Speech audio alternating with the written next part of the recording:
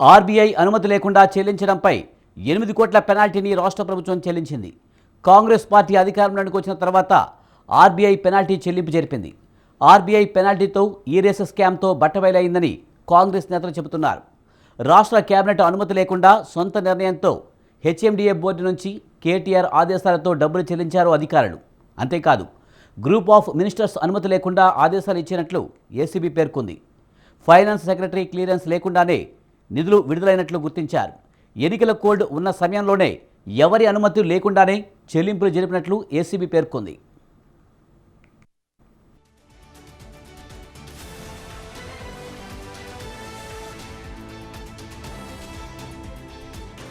రేవంత్ రెడ్డి గారు కానీ ఈ ప్రభుత్వం ఏం చేస్తుంది? మేమేదైనా ప్రశ్నిస్తే మమ్మల్ని దబాయించుడు, ఎంక్వైరీల పేరు మీద అక్రమ కేసులు పెట్టుడు, ఇదే కదా మీరు చేసేది.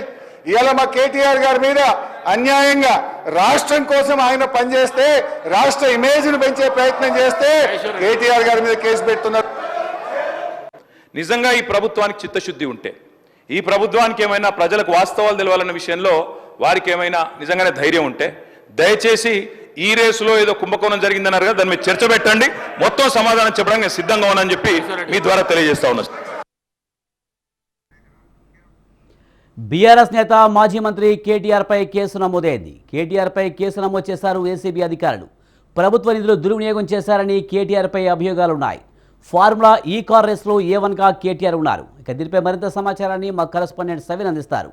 సవిన్, బీఆర్ఎస్ నేత కేటీఆర్పై కేసు నమోదైనట్టు తెలుస్తుంది. పూర్తి సమాచారం ఏంటి?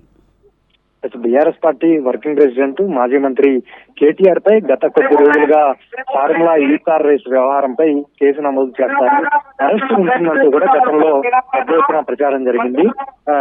తాజాగా రాష్ట్ర ప్రభుత్వం కేబినెట్ లో సుదీర్ఘంగా చర్చించి గవర్నర్ అనుమతి లభించిన తర్వాత ఆ ఫార్ములా ఈ రేస్ పై సిఎస్ ద్వారా ఏసీబీకి లేఖ పంపినట్లుగా తెలుస్తోంది. లేఖ పంపిన తర్వాత ఈ రోజు మాజీ మంత్రి కేటీఆర్ తో పాటు ఐఏఎస్ అరవింద్ కుమార్ తో పాటు అదేవిధంగా మరొక వ్యక్తిపై మొత్తం ముగ్గురుపై కేసు నమోదు చేశారు. ఇందులో మాజీ మంత్రి కేటీఆర్ ను A1 గా చేర్చారు. ప్రధానంగా కేటీఆర్ మొదటి నుంచి సుమారు రాష్ట్ర ప్రభుత్వాన్ని ప్రశ్నిస్తున్నందుకే తమపై అక్రమ కేసులు పెడుతున్నారంటూ కూడా స్పష్టం చేశారు. ఈ కార్ రేస్ అంటే ఫార్ములా ఈ రేస్ అనేది దేశంలో ఏ రాష్ట్రానికి రాని సందర్భంలో హైదరాబాద్ నగరంలో ఫార్ములా ఈ రేస్ నిర్వహిస్తామంటూ చెప్పి ఆ సంస్థను ఒప్పించి హైదరాబాద్ నగరానికి తీసుకొచ్చి ఫార్ములా ఈ రేస్ తీసుకొచ్చాము.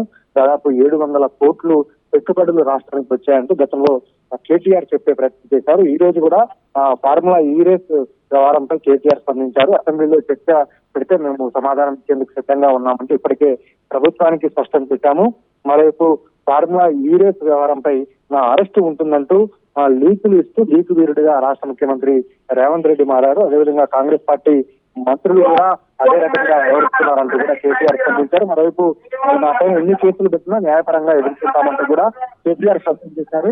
గతంలోనే ఫార్ములా ఈ రేస్ వ్యవహారంపై కేటీఆర్ స్పష్టత ఇచ్చారు. నేనే రాష్ట్ర మంత్రిగా సంతకం పెట్టాను.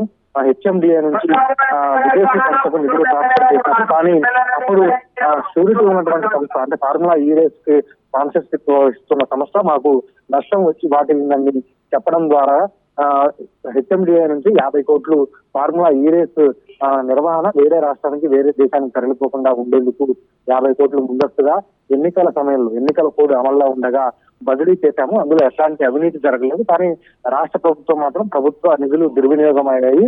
ఎన్నికల కోడ్ అమల్లో ఉండగా ఏ విధంగా ట్రాన్స్ఫర్ చేస్తారంటూ ప్రశ్నిస్తోంది. మరోవైపు తర్వాత కాంగ్రెస్ పార్టీ అధికారంలోకి వచ్చిన తర్వాత ఫార్ములా ఈ రేస్ సంస్థ ఈ రేస్ నిర్వహణ పూర్తిగా రద్దు చేస్తుంది. దీంతో 50 కోట్లు ప్రభుత్వ ఖజానా అర్ధంతరంగా విదేశీ సంస్థకు ఉండిపోయింది.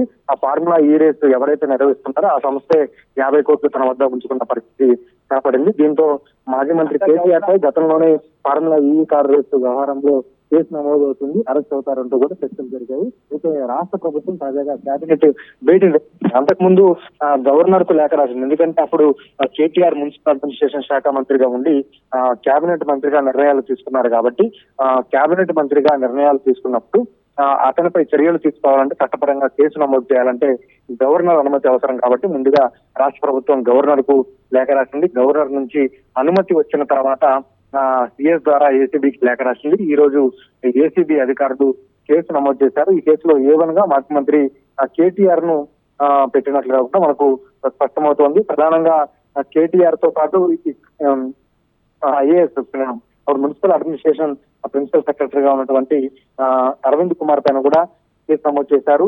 ప్రభుత్వ నిధులు దుర్వినియోగం చేశారన్న అభియోగంతో 13A, 13(2) PC యాక్ట్ కింద నమోదు చేశారు. మరో 2 సెక్షన్ల కింద 409, 120 కింద 4 సెక్షన్లు నాన్ బెయిలబుల్ కేసులు నమోదు చేశారు. ప్రివెన్షన్ ఆఫ్ కరప్షన్ యాడ్ కింద కేసులు నమోదు చేసినట్లుగా మనకు తెలుస్తోంది. ఇదే అంశం పైన కొద్దిసేపటి క్రితం అసెంబ్లీలో కేటీఆర్ స్పందించారు. ప్రస్తుతం అసెంబ్లీ సమావేశాలు జరుగుతున్నాయి కాబట్టి అసెంబ్లీలో TRS party working president KTR మాట్లాడారు. అసెంబ్లీ జరుగుతుంది. ప్రభుత్వానికి ఫార్ములా రేస్ నిర్వహణపై అదేవిధంగా దీనిపైన చిత్తశుద్ధి ఉంటే అసెంబ్లీ వేదికగా చర్చ పెట్టాలి. చర్చ పెడితే నేను చర్చకు సిద్ధంగా ఉన్నా, ప్రభుత్వం చర్చకు అనుమతించాలంటూ కూడా TRS party working president KTR స్పందించారు. ఫార్ములా కార్ రేస్ నిధులు దుర్వినియోగంలో A1 గా కేటీఆర్ తో పాటు A2 ఐఏఎస్ అధికారి అరవింద్ కుమార్, A3 గా HMDA చీఫ్ ఇంజనీర్ గా పనిచేసినటువంటి BLN రెడ్డిని ఈ ముగ్గురిని చేరుస్తూ ఏసీబీ కేసు నమోదు చేసింది. ఏసీబీ నోటీసులు ఇచ్చి విచారణకు పిలుస్తుందా లేకపోతే కేసులు ఇప్పటికీ నమోదు చేశారు కాబట్టి అరెస్టు లాంటి చర్యలు ఏమైనా ఉంటాయనేది ఏసీబీ నుంచి ఒక స్పష్టత రావాల్సి ఉందని చెప్పుకోవచ్చు. మొత్తానికైతే బీఆర్ఎస్ పార్టీ మొదటి నుంచి చెప్తూ ఉంది ఈ కేసులో ప్రభుత్వం నెట్టించే కుట్ర చేస్తోంది. అందుకనే గత 15-20 రోజుల క్రితం కేటీఆర్ దీనిపైన ఒక స్పష్టత ఇచ్చే ప్రయత్నం అయితే చేశారు. ఫార్ములా రేస్ ఎందుకు నిర్వహించాల్సి వచ్చింది, హైదరాబాద్ కు నిర్వహించడం ద్వారా తెలంగాణకు జరిగిన లబ్ధి, కలిగిన ఉపయోగాలు, ప్రధానంగా ప్రభుత్వ నిధులు దుర్వినియోగం చేశారని కేటీఆర్ పై అభియోగాలు ఉన్నాయి. ఈ నేపథ్యంలో కేటీఆర్ కూడా స్వయంగా ఒప్పుకున్నారు. అవును, నేను కొన్ని పరిస్థితుల్లో ఆ అమౌంట్ అయితే ఇవ్వాల్సి వచ్చిందని చెప్పేసి ఆయన స్వయంగా ఒప్పుకున్న నేపథ్యంలో ఈ కేసు తీవ్రత ఎక్కువగా ఉండే అవకాశం ఉందా? ఈ ఖచ్చితంగా ఈ కేసులో కేటీఆర్ అరెస్టు తప్పదనే వ్యాఖ్యలు వినిపిస్తున్నాయి. దీనిపై బీఆర్ఎస్ నేతలు ఏమంటున్నారు? బీఆర్ఎస్ పార్టీ మొదటి నుంచి కేటీఆర్ కూడా గతంలో స్పష్టం చేస్తూ మున్సిపల్ అడ్మినిస్ట్రేషన్ శాఖ మంత్రిగా నా పర్మిషన్ తోటే, నా అనుమతితోటే 55 కోట్లు నిధులు విదేశీ సంస్థకు ట్రాన్స్ఫర్ చేయమని చెప్పారు. అందులో అరవింద్ కుమార్ తప్పు ఏమీ లేదంటూ కూడా గతంలో కేటీఆర్ బహిరంగంగానే చెప్పిన పరిస్థితి మనకు కనపడుతోంది. కానీ అది ఫార్ములా రేస్ నిర్వహణ కోసం, అందులో ఎట్లాంటి అవినీతి జరగలేదు. HMDA నుంచి ఆ నిధులు మంజూరు చేశాము. నేను మున్సిపల్ అడ్మినిస్ట్రేషన్ శాఖ మంత్రిగా ఉన్న HMDAకు స్వయం ప్రతిపత్తి ఉంటుంది కాబట్టి ఆ నిధులు ట్రాన్స్ఫర్ చేసే అధికారం ఉంటుంది. దానికి కేబినెట్ అప్రూవల్ అవసరం కూడా లేదంటూ గతంలో కేటీఆర్ స్పష్టత ఇచ్చారు. ఇప్పుడు ఆర్బీఐ నిబంధనలకు విరుద్ధంగా ఈ నిధులు విడుదల చేయడంతో అది కాంగ్రెస్ ప్రభుత్వం వచ్చిన తర్వాత కొంత ఫైన్ కూడా 7 కోట్లు ఫైన్ చెల్లించిన పరిస్థితి ఉంది కదా. మరి నిబంధనలు ఉల్లంఘించకపోయి ఉంటే కనుక ఖచ్చితంగా ఈ ఫైన్ ఎందుకు పడుతుంది? దీనిపై మరి బీఆర్ఎస్ నేతలైనా స్పందించారా? విదేశీ సంస్థ అంటే ఫార్ములా రేస్ కంపెనీ నిర్వహణ మొత్తం విదేశీ కంపెనీలకు సంబంధించింది. అంటే రాష్ట్రం నుంచి విదేశీ కంపెనీలకు డబ్బులు ట్రాన్స్ఫర్ అయ్యాయి కాబట్టి దానికి కేంద్ర ప్రభుత్వం కొన్ని గైడ్ లైన్స్ ఉంటాయి, రూల్స్ ఉంటాయి. ఆ రూల్స్ అతిక్రమించి నిబంధనలు అతిక్రమించి ఆర్బీఐ కావచ్చు ఇతరత్ర నిబంధనలు అతిక్రమించి కేటీఆర్ విదేశీ సంస్థకు ప్రభుత్వ నిధులు ట్రాన్స్ఫర్ చేయించారు కాబట్టి ఇది ప్రధానమైన అభియోగంగా ప్రభుత్వం ఇప్పుడు మాజీ మంత్రి కేటీఆర్ పై మోపి ఈ కేసు నమోదు చేసింది. ఈ కేసులో ఏసీబీ ఏ విధంగా ముందుకు వెళ్తుంది, ఎట్లాంటి స్టెప్ తీసుకుంటుంది అనేది ఇక్కడ కీలక అంశంగా మారిందని చెప్పుకోవచ్చు. గతంలోనే అనేక సందర్భాల్లో కేటీఆర్ అరెస్ట్ అవుతారంటూ పెద్ద ఎత్తున హడావుడి జరిగింది, ప్రచారం జరిగింది. కానీ అట్లాంటిది ఏమీ జరగలేదు. కేసు నమోదు చేస్తారన్న ప్రచారం జరిగింది కానీ అట్లాంటిది ఏమీ జరగలేదు. కానీ అసెంబ్లీ సమావేశాలు ప్రారంభమైన తర్వాత కేబినెట్ భేటీ జరగటం, ఆ తర్వాత గవర్నర్ పర్మిషన్ వచ్చిందని సీఎం రేవంత్ రెడ్డి చెప్పడంతో పాటు మంత్రులు కామెంట్స్ చేయడం, ఏసీబీకి సీఎస్ లేఖ రాయడం, ఏసీబీ కేసు కానీ ఒక క్లారిటీ వచ్చినట్టుగా కనిపిస్తుంది సవిన్. ఎందుకంటే ఎంతకాలం గవర్నర్ జిష్ణుదేవ్ పర్మిషన్ కావాలి, ఇప్పుడు వచ్చింది అని చెప్తున్నారు కనుక ప్రభుత్వానికి అయితే ఖచ్చితంగా కేటీఆర్ని అరెస్ట్ చేసే ఉద్దేశమే కనిపిస్తున్నట్టుగా ఉంది. మరి ఇంతకుముందు కూడా కేటీఆర్ కూడా నేను జైలుకి వెళ్ళడానికి సిద్ధం, ఖచ్చితంగా నన్ను అరెస్ట్ చేయండి, చక్కగా నేను అక్కడికి వెళ్ళి యోగా చేసుకుంటాను, బయటకు వచ్చి పాదయాత్ర చేస్తాననే వ్యాఖ్యలు అయితే గతంలో చేశారు. అంటే కేటీఆర్ కూడా అనుకుంటున్నారా ఖచ్చితంగా అరెస్ట్ అవుతారనే అభిప్రాయంతోనే ఉన్నట్టుగా కనిపిస్తుంది మనకి? కేటీఆర్ కూడా అరెస్టుకు మానసికంగా గతంలో సిద్ధమయ్యారు. ప్రధానంగా నేను అరెస్ట్ అయితే నాకే సానుభూతి వస్తుంది, ఖచ్చితంగా అరెస్ట్ అయితే జైలు నుంచి బయటకు వచ్చి పాదయాత్ర చేస్తానంటూ కూడా గతంలో టిక్ చాట్ లో కేటీఆర్ స్పష్టంగా అనేక సందర్భాల్లో పేర్కొన్నారు. అయితే ప్రభుత్వం ఇప్పుడు ఎట్లాంటి నిర్ణయం తీసుకుంటుంది? కేటీఆర్ ను అరెస్ట్ చేస్తారా, లేకపోతే విచారణకు పిలుస్తారా, విచారణకు పిలిచి విచారణతో సరిపెడతారా అనేది ప్రభుత్వం, అది ఏసీబీ చేతిలో ఉంది. పూర్తిగా ఇప్పుడు ఏసీబీ కేసు నమోదు చేసింది. A1 గా కేటీఆర్ ఉన్నారు కాబట్టి పూర్తిగా ఏసీబీ తీసుకున్న నిర్ణయం పైన కేటీఆర్ అరెస్టు ఆధారపడి ఉంటుందని మాత్రం మనం చెప్పుకోవచ్చు. ఇక బీఆర్ఎస్ పార్టీ మాత్రం గత కొంతకాలంగా దీనిపైన ప్రచారం జరుగుతుంది కాబట్టి బీఆర్ఎస్ పార్టీ నేతలు గతంలోనే అనేక రకాలుగా స్పందించారు. ముఖ్యంగా రాష్ట్ర ప్రభుత్వం ఫార్ములా ఈ కార్ వ్యవహారాన్ని దృష్టిలో ఉంచుకొని గతంలో అనేక ఆరోపణలు చేశారు. అందులో ఎట్లాంటి తప్పులు దొరకకపోవడంతో ఫార్ములా ఈ అంశాన్ని తెరపైకి తీసుకొచ్చి కేసు నమోదు చేసి అరెస్ట్ చేసే కుట్ర చేస్తున్నారంటూ కూడా బీఆర్ఎస్ నేతలు ఆరోపించిన పరిస్థితి కనపడుతుంది. సవిని, ప్రధానంగా క్యాబినెట్ అనుమతి లేదు, హెచ్ఎండి అనుమతి లేదు, ప్రధానంగా ఎన్నికల కోడ్ అమల్లో ఉన్న నేపథ్యంలో ఈ నిధులు విడుదల చేయడంతో ఇప్పుడు వివాదం మరింత ముదిరినట్టుగా కనిపిస్తుంది. ఇప్పుడు ఈ కేసు చాలా స్ట్రాంగ్గానే ఉన్నట్టుగా కనిపిస్తుంది.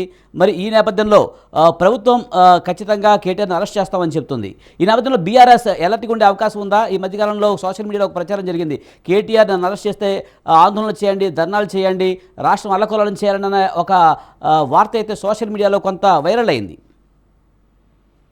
కేటీఆర్ అట్లా అన్నట్లుగా ఎక్కడ టిక్ చాట్ లో కానీ బయట స్పష్టంగా కానీ నన్ను అరెస్ట్ చేస్తే రాష్ట్ర వ్యాప్తంగా అల్లకొల్లం చేయండి అంటూ కేటీఆర్ అన్నట్లుగా సోషల్ మీడియాలో ప్రచారం జరిగింది. సోషల్ మీడియా ప్రచారానికి అది పరిమితమైంది. డైరెక్ట్ గా కేటీఆర్ ఎక్కడ అన్నట్లుగా కూడా మనకు స్పష్టత లేదు. కానీ కేటీఆర్ అరెస్ట్ విషయంపై బీఆర్ఎస్ పార్టీలో క్లారిటీ ఉంది. ఒకవేళ అరెస్ట్ చేస్తే దాన్ని తమకు అనుకూలంగా ఎలా మలుచుకోవాలి, సెంటిమెంట్ గా, సానుభూతిగా ఏ విధంగా దాన్ని మలుచుకోవాలి, ప్రజల్లోకి ఏ విధంగా వెళ్ళాలి అనే దానిపైన కేటీఆర్ కావచ్చు బీఆర్ఎస్ పార్టీలో ఒక స్పష్టత ఉంది. అదే విధంగా 2022లో ఫార్ములా ఈ రేస్ జరిగింది.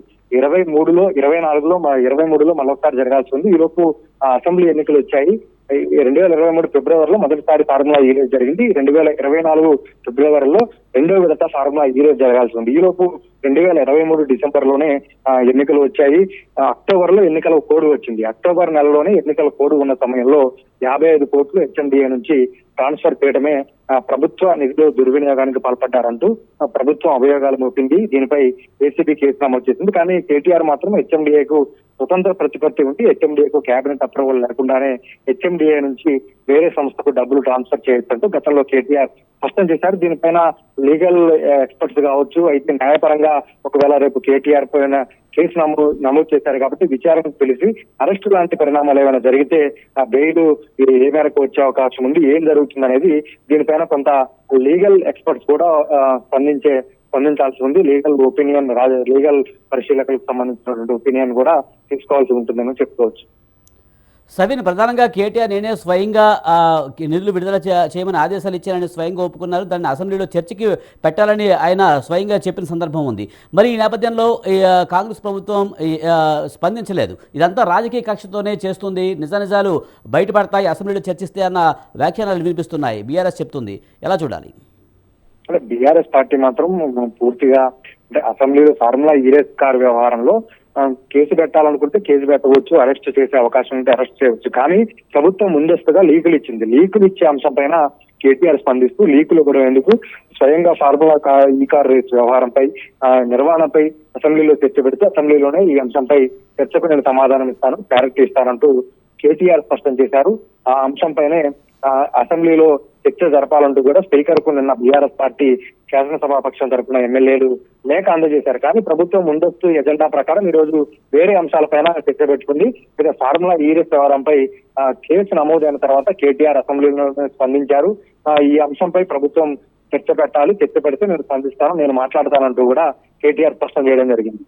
సవిన, ప్రధానంగా ప్రభుత్వాన్ని ప్రశ్నిస్తున్నందుకే కక్షపూరితంగా కేసులు పెడుతున్నట్టు కూడా హరీష్ రావు అసెంబ్లీలో చెప్పారు. దీనిపై కాంగ్రెస్ ప్రభుత్వం ఏమంటుంది?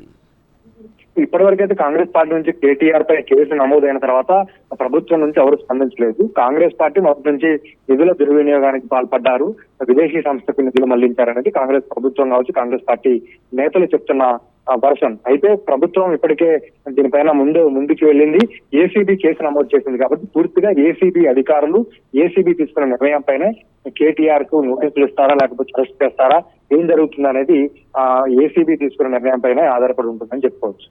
Right, thank you సవిన్.